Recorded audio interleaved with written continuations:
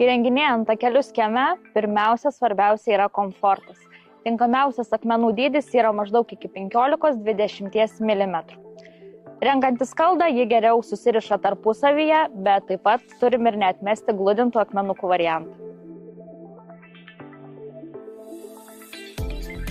Abu variantai yra tikrai galimi, viskas priklauso nuo kliento norų. Plokščių tako įrengimas gali būti šiek tiek paprastesnis nei trinkelių, tačiau abiejais atvejais prireiks ir laiko, ir kruopštumo. Esminis dalykas yra tinkamas pagrindo paruošimas be jau esamų piktžolių. Tarpus rekomenduojam užsipilti acijomis arba užsipildyti skalda ar akmenukais.